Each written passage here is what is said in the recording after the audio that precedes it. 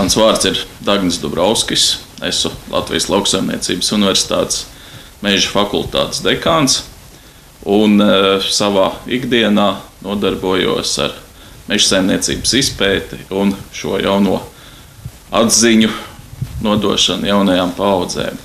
Ja skatāmies par koku un meža nozīmi Latvijā, arī politiski, tad mēs vēsturē redzēsim, ka tā ir izšķirošā nozīme. Koks kā prece Latvijā vienmēr ir bijis nozīmīgs un strateģiski svarīgs.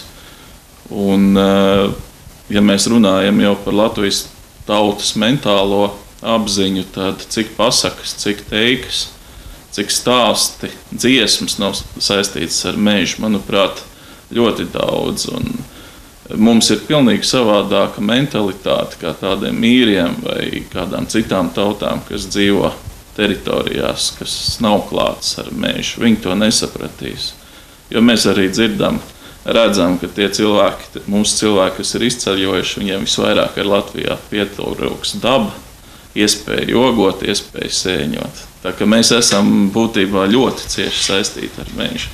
Kas ir mežs globālajā pasaules klimatā, kā tas ietekmē, tad var teikt to, ka mežs ir pasaules plaušas, un arī tas, kas ikdienā ir tas, kas attīra mūsu gaisu un arī samazina ogleskābās gāzes īpatsvaru atmosfērā, jo mežs, koks uzņem CO2 un uzkrāj savos stumbros oglekli un atpakaļ atmosfērā izdala skābekli.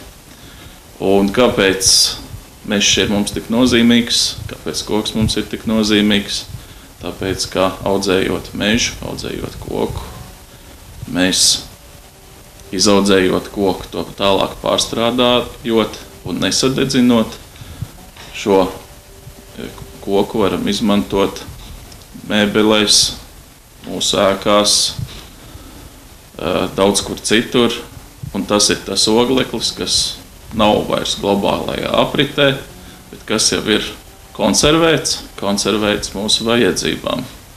Un līdz ar to efekts ir tāds, ka ogleskābās gāzes emisijas, un, respektīvi, tātad emisijas neatgriežas atmosfērā.